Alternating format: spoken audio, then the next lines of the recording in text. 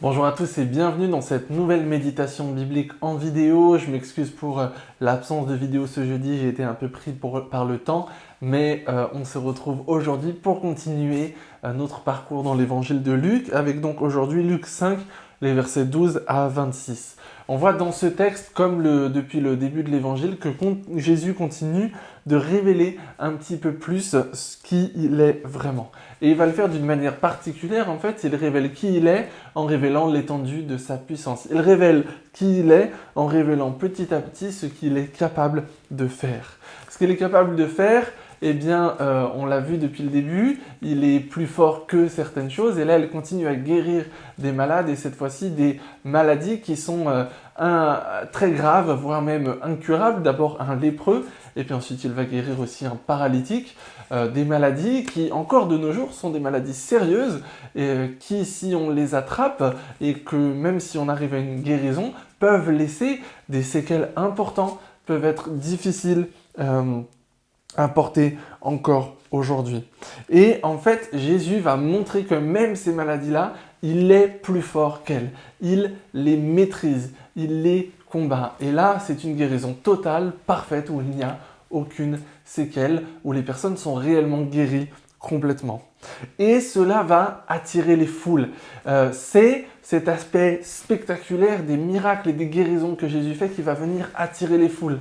À tel point que pour avoir un petit peu de temps pour lui, de temps à prendre dans la prière, Jésus va devoir faire l'effort de se mettre à l'écart. C'est un exemple que l'on peut retenir de ce texte, c'est que même Jésus, même lui, lors de son ministère, faisait l'effort de prendre des temps à l'écart pour se ressourcer dans la présence de son Père Céleste. Alors à combien plus forte raison, nous qui ne sommes pas Jésus, nous qui ne sommes pas le Christ, avons-nous aussi besoin de prendre ces temps particuliers pour nous ressourcer dans la présence de notre Père Céleste.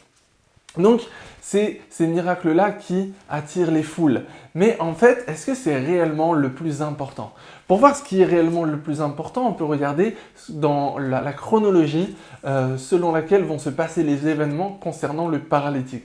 Parce que lorsque ce paralytique est amené devant Jésus, la première chose qu'il va lui dire, ce n'est pas « lève-toi et marche ». La première chose que Jésus va faire, ce n'est pas opérer le miracle pour que cet homme soit guéri.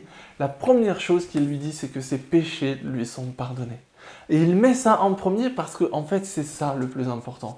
La guérison physique, oui, c'est bien. Ça va apporter un bénéfice ici, dans notre vie terrestre, sur la terre.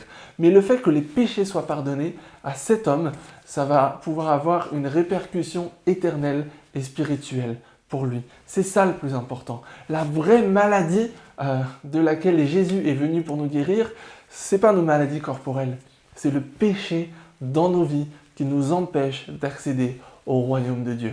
Et seulement après, le miracle physique va arriver. Et en fait, le miracle physique est là parce que les pharisiens ont voulu piéger Jésus en disant « mais qui peut pardonner les péchés ?» Alors là, Jésus leur dit « c'est quoi le plus dur ? De dire que ses péchés sont pardonnés ou de lui dire « lève-toi et marche ». Et comme pour montrer qu'il est réellement capable de faire les deux, eh bien, il accomplit ce miracle. En fait, ici, le miracle que Jésus opère vise à montrer qu'il est aussi capable de pardonner les péchés. Le miracle qu'il opère là montre qu'il est, lui, capable de pardonner les péchés de cet homme, mais aussi les nôtres. Souvenons-nous de ça. Souvenons-nous de ce Jésus qui dit qu'il peut le faire, mais qui ensuite montre qu'il peut le faire et qui le fait réellement dans nos vies.